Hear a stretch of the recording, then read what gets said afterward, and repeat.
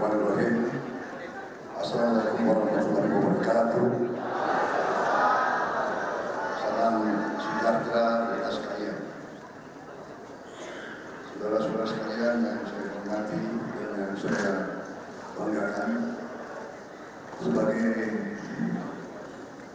bangsa pejuang dan bangsa yang bertakwa, marilah kita tidak henti-hentinya memanjatkan puji syukur kepada Allah Subhanahu wa Ta'ala, Tuhan Maha Kuasa, Tuhan Maha Besar, yang memiliki sekalian alam.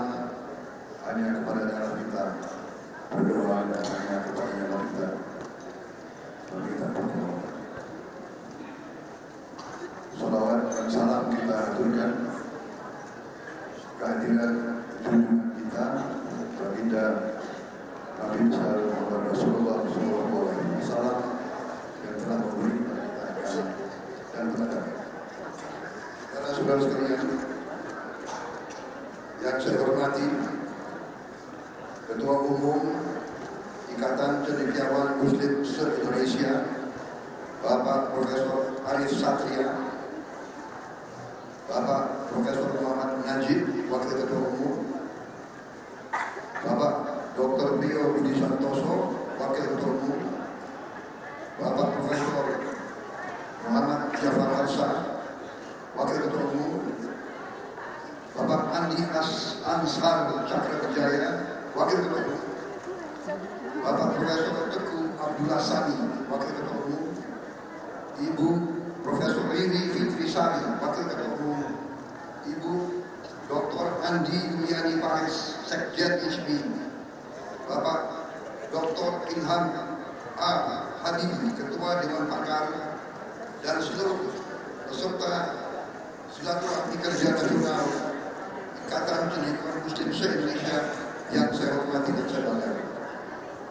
Juga tadi senior yang kita hormati bersama Profesor Jimmy Sidiki, kalau tidak salah adalah Ketua Dewan Penasihat. Terima kasih. Saya ingin menyampaikan terima kasih atas kehormatan yang diberikan kepada saya diundang di forum yang terhormat ini untuk menyampaikan beberapa pemikiran saya tentang Indonesia ke depan. Saya merasa punya suatu hubungan emosional yang khas dengan HMI karena waktu itu masih perwira agak muda, sekarang masih merasa muda dan ingin tetap muda. Saya ikut mendukung lahirnya HMI. Walaupun waktu itu saya masih aktif di tentara. Waktu itu kita masih aktif di tentara, dan waktu itu Tentara Nasional Indonesia masih memiliki apa yang disebut peran dui fungsi. Jadi TNI merasa sebagai waktu itu tentara pejuang, tentara nasional dan tentara rakyat, bagian yang tidak bisa dipisahkan dari rakyat. Jadi apa yang dirasakan oleh rakyat dirasakan oleh TNI, karena TNI adalah anak kandung dari rakyat itu sendiri. Karena itu waktu itu banyak yang tidak setuju dengan lahirnya HMI. HMI dituduh sektarian. HMI dicurigai tidak Pancasilais dan sebagainya. Tetapi saya kira waktu itu alhamdulillah akhirnya HMI terbentuk dan HMI cukup berperan dalam kehidupan bangsa dan negara. Saya juga merasa memiliki hubungan khusus dengan Pak B.J. Habibie.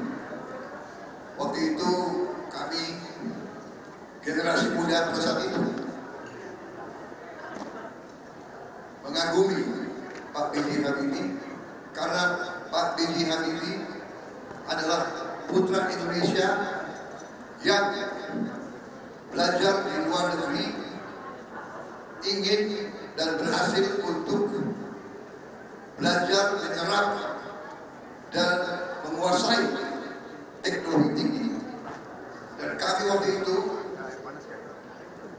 sebagai pejuang, sebagai patriot, sebagai yang cinta tanah air, kami yakin hanya dengan teknologi kita bisa sesungguhnya merdeka. Hanya dengan teknologi, hanya dengan sains kita bisa membangun suatu bangsa yang kuat, bangsa yang merdeka sesungguhnya. Itu keyakinan kami, dan karena itulah kami waktu itu mengagumi dan mendukung Pak B.J. Habibie. Bukan sebagai kultus individu. Dan memang ternyata demikian. Sejarah membuktikan bahwa pada saat itu Pak B.J. Habibie berhasil membuktikan bahwa bangsa Indonesia bisa bikin pesawat terbang, bangsa Indonesia bisa membuat hasil-hasil engineering yang rumit dan canggih, dan itu adalah sebetulnya wujud dari perjuangan negara ingin merdeka.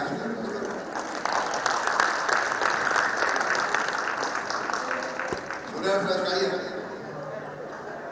saya mengatakan di sini, mungkin pangkat saya waktu itu Letkol atau Kolonel, pada hari pesawat kita pertama CN-235, kalau tidak salah namanya waktu itu diberi nama oleh Pak Harto, Tetuko. Pada hari Tetuko terbang, air mata saya keluar. Air mata saya keluar. Saya bangga bangsa Indonesia bisa bikin pesawat terbang. Karena saudara-saudara sekalian, saya mengalami,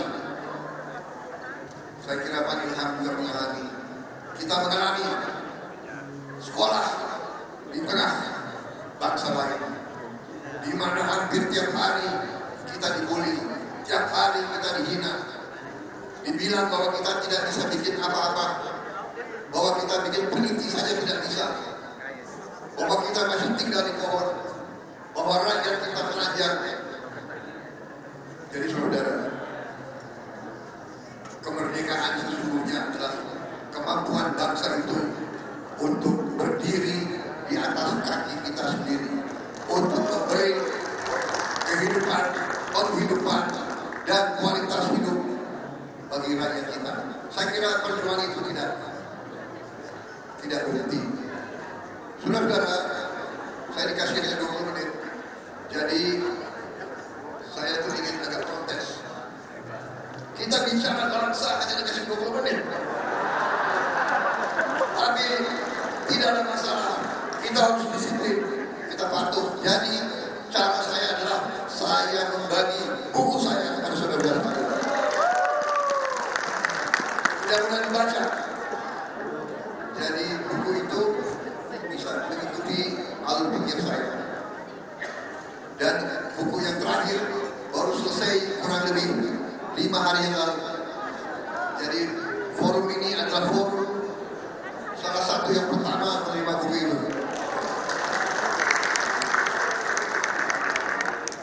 Jadi dengan demikian saya bisa mengambil intisarinya. Ada beberapa intisari yang ingin saya sampaikan. Saudara-saudara, kalau kita tidak tahu masalah, kalau kita tidak tahu apa diagnosa terhadap kekurangan di badan kita, tidak mungkin kita sehat. Yang saya perhatikan adalah bangsa kita, elit kita kadang-kadang tidak mengerti apa yang sedang terjadi kepada bangsa kita. Kita juga kadang-kadang tidak mengerti sejarah kita sendiri. Saudara-saudara, inti masalah yang saya lihat, the real problem of Indonesia adalah bahwa selama ratusan tahun kekayaan Indonesia mengalir keluar dari Indonesia dan tidak tinggal di Indonesia. Ini masalahnya. Dulu akibat penjajahan. Tapi begitu kita solo merdeka secara fisik, kita punya republik, kita punya MPR, DPR, kita punya partai politik, katanya kita punya demokrasi, ya. Tapi fenomena ini tidak berhenti. Yang saya sebut net outflow of national wealth, mengalir keluarnya kekayaan nasional. Dan kalau ditanya bagaimana terjadi, nah inilah karena para elit kita menurut saya mungkin lengah atau saya sendiri tidak mengerti. Masalahnya kadang-kadang sangat sederhana. Kadang-kadang kita tidak setia kepada ajaran-ajaran kita sendiri. Kita tidak setia kepada undang-undang dasar kita sendiri. Saudara-saudara sekalian, kalau kita ingin bicara tentang kemerdekaan suatu bangsa, tidak bisa kita bicara setengah-setengah, sektor per sektor, parsial per parsial. Kita harus bicara secara spektrum, secara komprehensif, secara holistik. Kita harus bicara ideologi, politik, ekonomi, sosial, budaya. Kita tidak bisa hanya bicara hukum kurang. Kenapa hukum kurang? Karena gaji hakim kurang. Bagaimana gaji hakim kurang? Karena dana kurang. Kenapa dana kurang? Karena mengalir kekayaan nasional ke luar negeri. Uang kita lebih banyak di luar negeri daripada di Indonesia. Kenapa ini terjadi? Karena sistem kita tinggalkan ajaran kita sendiri. Saudara-saudara sekalian, Undang-Undang Dasar 45 Pasal 33 sangat sederhana, sangat eksplisit, tidak perlu diterjemahkan. Perekonomian disusun sebagai usaha bersama berdasar atas azas kekeluargaan. Tidak ada di situ azas kapitalisme neoliberal, tidak ada. Tidak ada azas konglomerasi, tidak ada azas itu. Tapi tidak pernah dibahas. Pasal 33 ayat 2.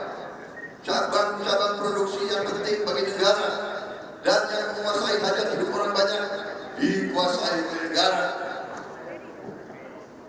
Ayat 3. Bumi dan air dan kekayaan alam yang terkandung di dalamnya dikuasai oleh negara dan dipergunakan untuk sebesar-besar kemakmuran rakyat. Saudara-saudara sekalian, ini adalah pengaman. Ini pasal kunci. Ini pasal pengaman. Pengaman terhadap bumi, air, dan kekayaan alam. Kalau ini tidak kita gunakan, mengalir terus ke luar negeri, saudara. Dan kita tidak mungkin menjadi negara makmur. Itu intisari pertama. Intisari kedua adalah bahwa kita selalu menjadi subjek daripada politik divida et impera. Kita selalu dipecah belah ratusan tahun, mungkin sampai sekarang. Sulit elit kita kerjasama.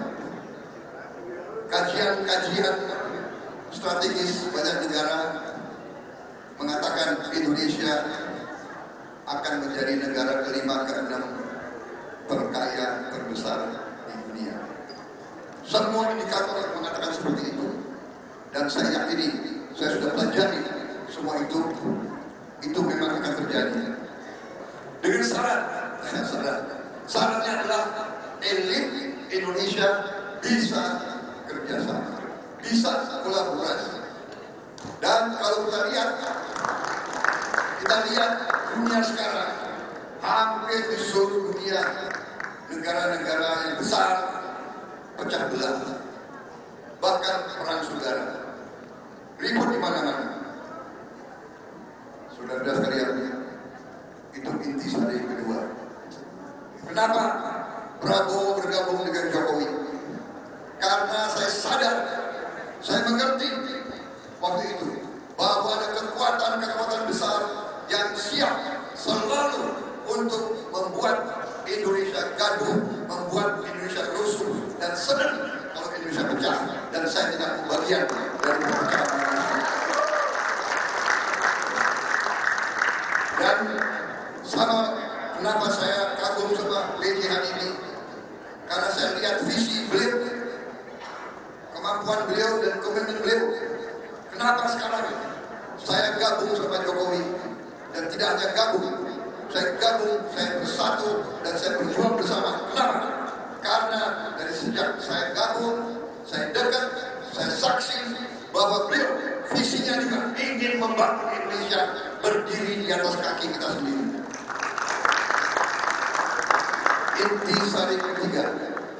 Intisari ketiga adalah kita harus berani mengatakan bahwa sistem ekonomi neoliberal keliru, dan saya sudah mengatakan keliru dari sejak 2004. Saya mulai berpolitik tahun 2004 di Partai Golkar 20 tahun yang lalu. Saya mengatakan dari tahun 2004 bahwa ekonomi neoliberal keliru dan sudah terbukti gagal. Dan ternyata benar, tahun 2008 Oktober, kalau tidak salah Oktober 19, itu adalah yang disebut hari Senin, Black Monday, crash di barat, crash, bank crash. Kita dulu mengalami 98, dia 2008. Semua bank besar crash, perusahaan-perusahaan besar bangkrut. Apa tindakan negara barat? Tindakan negara barat adalah bailout. Semua bank dan semua perusahaan dibantu oleh negara. Waktu kita crash 98, IMF melarang pemerintah kita untuk membantu perusahaan-perusahaan negara. Dan kita patuh, kita ikut barat terus. Saya produk dari barat, saya sekolah di barat, saya termasuk yang mengagumi barat. Tapi saya melihat lama-lama kita hormat sama barat, kita sayang sama barat, tapi sayangnya barat tidak peduli sama kita. Sayang di saya, mereka banyak mengajarkan demokrasi, mereka ajarkan hak asasi manusia. Tapi begitu ada sebuah negara yang bom rumah sakit, yang bunuh anak-anak kecil, diam 1000 bahasa. Mereka yang mengajarkan kita hak asasi.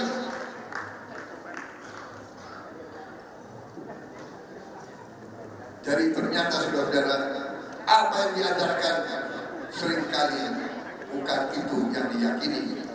Jadi kita harus belajar sejarah. Karena itu cendekiawan Muslim, selain Intek, saya berharap juga belajar sejarah. Apakah kita punya sejarah? Apa kita mengerti apa yang dilakukan oleh VOC di Indonesia selama ratusan tahun? Mungkin anak-anak kita yang muda sudah tidak mengerti lagi. Saudara-saudara sekalian, saya masih melihat waktu saya Letnan 1 di kolam renang Manggarai di Jakarta, saya melihat ada prasasti, dan prasasti itu bunyinya adalah Honden and Inlander Verboden. Ya, Verboden for Honden and Inlander. Pribumi dan anjing dilarang masuk. Ini penerjemahannya salah, karena Honden duluan dari Inlander. Jadi sebetulnya adalah anjing dan pribumi dilarang masuk. Jadi kita Inlander dinilai lebih rendah dari anjing. Saya lihat dengan mata saya sendiri. Ini bangsa Inlander kita dianggap lebih rendah dari anjing. Dan ini tidak terjadi hanya di Indonesia, di India, di mana-mana kaum imperialis itu yang mereka lakukan. Jadi saudara-saudara, intisari selanjutnya adalah ini sama juga di India begitu. Dogs and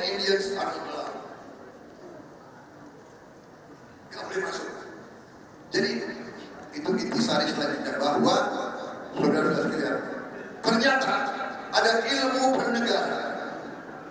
Ilmu bernegara.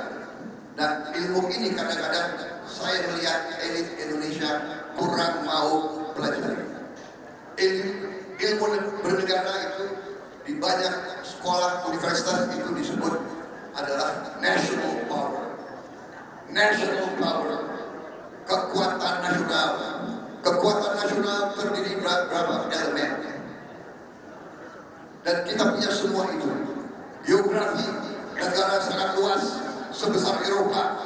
Demografi keempat terbesar di dunia. Sumber daya alam ke-8 terkaya sumber alam di dunia. Ekonomi kita akan menjadi ke-6, ke-7 di dunia dalam waktu dekat. Politik, nah ini bisa nggak kita kerjasama? Militer, apa kita punya militer yang kuat atau tidak? Psikologi, jiwa kita bagaimana? Karakter kita bagaimana? Kehendak kita bagaimana? Apa kita puas dengan budaya korupsi? Apa kita biarkan tipu menipu, berkhianat, ya kan? Pagi tempe, sore tahu, malam gaduh-gaduh. Tidak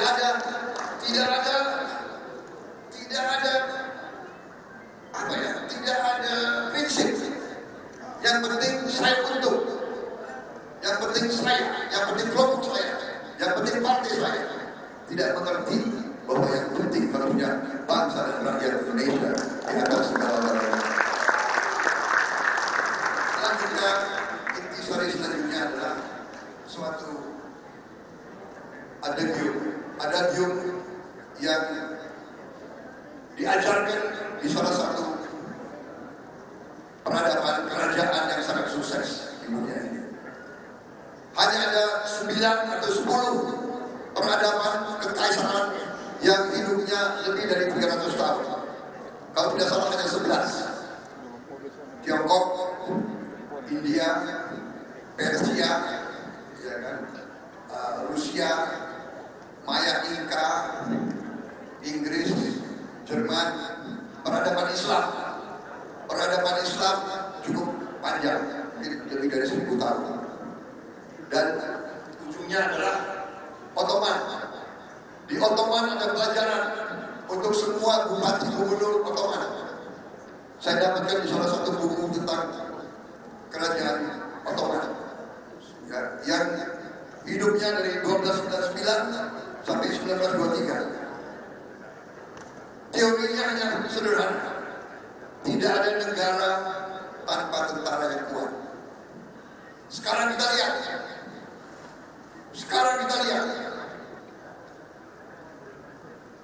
apa yang terjadi di Gaza. Karena negara-negara Islam mungkin tentara yang kurang kuat. Kita bertanya, karena banyak tokoh yang katanya pintar di Indonesia yang mengatakan Indonesia tidak perlu tentara yang kuat. Kalau kita tidak punya tentara kuat, kita bisa jadi bulan-bulanan seperti Gaza. Tidak ada tentara yang kuat tanpa uang. Tidak ada uang tanpa kemakmuran. Kita harus makmur. Tidak ada kemakmuran tanpa rakyat yang bahagia dan sejahtera.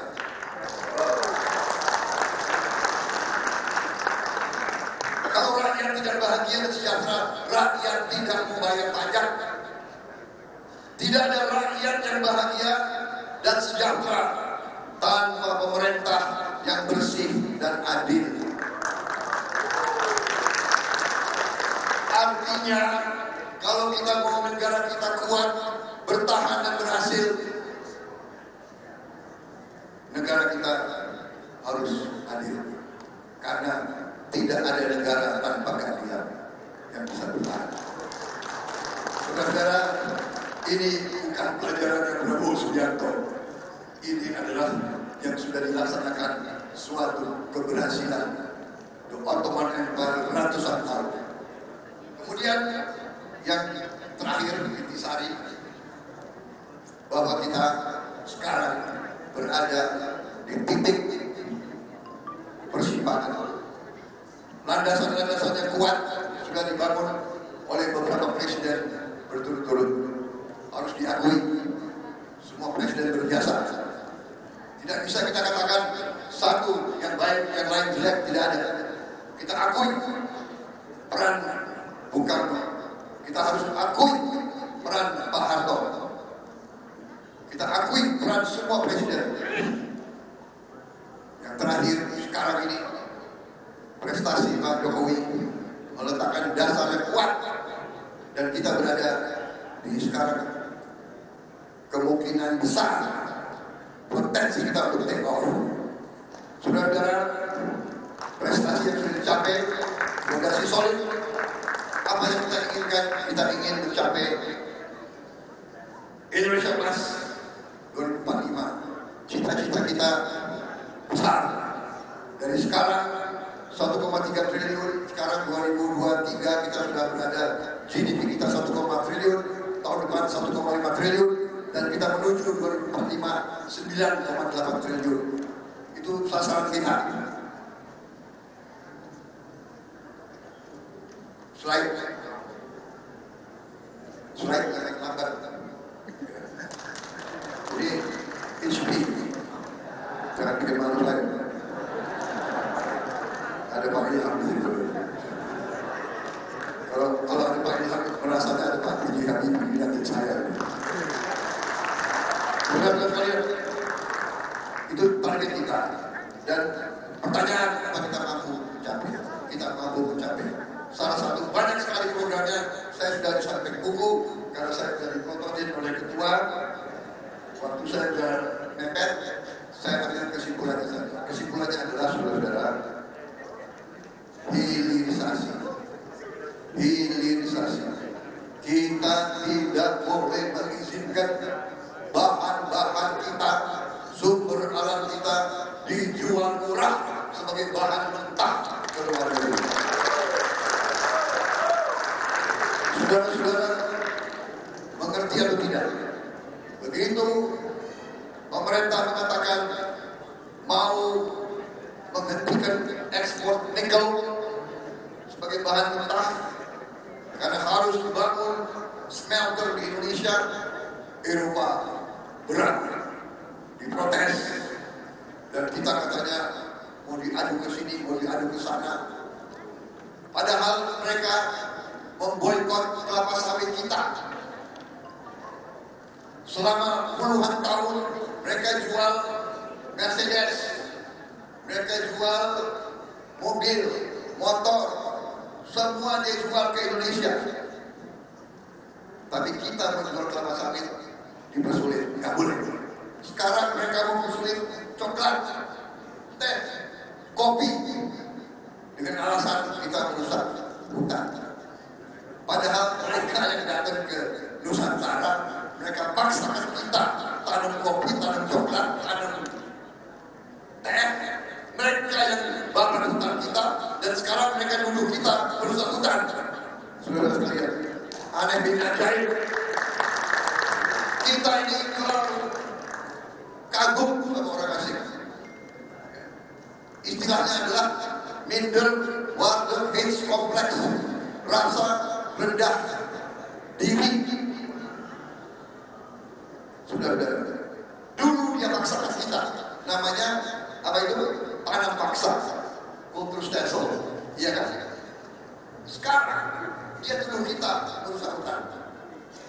Saudara-saudara sekalian, kita terlalu baik sebagai negara, bangsa kita baik sekali karena sifat bangsa kita ramah. Kalau ada tamu datang ke rumah kita terima dengan baik, iya kan? Mangga, Inara, monggo, Inara. Kalau perlu kita ke tetangga, pinjam gula, iya kan? Pinjam beras, karena kita mau terima tamu dengan baik. Tahu-tahu tamunya nggak mau pulang-pulang. Saudara-saudara sekalian, Jepang sudah puluhan tahun jual Suzuki, Honda, Toyota, Mitsubishi, apalagi, ya kan? Saudara tahu, saya baru tahu Perdagangan baru cerita sama saya, dia pulang dari Tokyo, pertemuan Menteri Perdagangan G7, dan Indonesia sudah 10 tahun negosiasi mau jual pisang ke Jepang, nggak boleh. Jual pisang nggak boleh, saudara. Dia jual mobil. Jangan gue nyusul juga mobil Jepang kalau gitu. Jual pisang aja nggak boleh. Di mana rasa keadilan? Saudara-saudara sekalian, hilirisasi adalah jawabannya. Saya minta ditayangkan ya, masalah nikel. Sebelum ya, tahun 2017,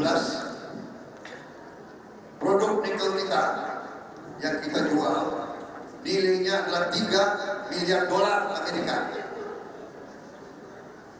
2017. Begitu larangan ekspor nikel tahun 2022,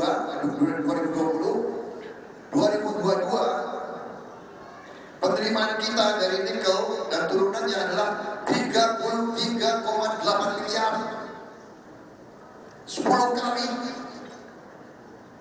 kali lipat hanya dalam 2 tahun. Saudara-saudara, turunan nikel ore, limonite, jadi nikel sulfat nilainya naik 11 kali, menjadi precursor naiknya 19 kali, menjadi katoda naiknya 37 kali, menjadi sel baterai naiknya 67 kali. Saudara sekalian, ini strategi kita, ini kemerdekaan bangsa Indonesia, ini yang membuat Indonesia akan jadi makmur. Saudara sekalian, ini yang akan kita buat, dan ini membutuhkan keberanian, ini membutuhkan nasionalisme, ini membutuhkan persatuan, ini membutuhkan komitmen, ini membutuhkan tekad kita untuk terus berjuang untuk rakyat kita. Saudara-saudara, kita tidak boleh izinkan rakyat Indonesia terus-menerus jadi kacau, terus-menerus jadi penerima UMR.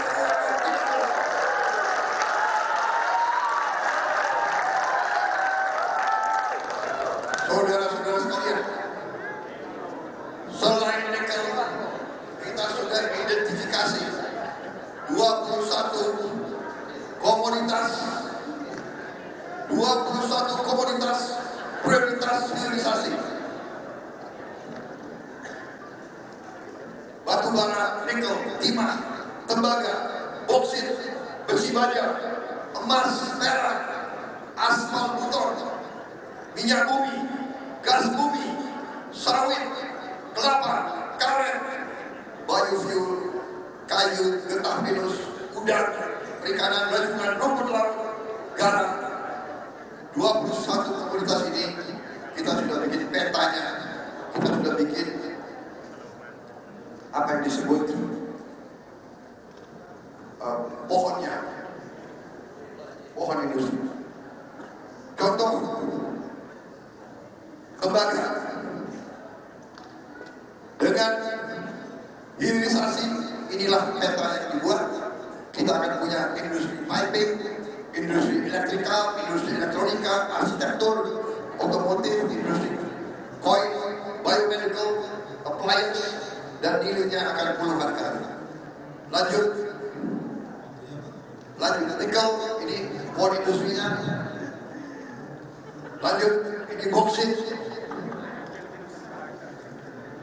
aircraft, timah, dan sebagainya. Dan 21 komunitas sudah ada di kita. Kita tinggal menggabung. Saudara-saudara sekalian, sudah seperti ini. Baik, kita patuh setia, dan saya sudah tinggalkan buku, dan saya siap kalau mau ada diskusi lagi lebih rinci. Saya balik, saya yang undang istri.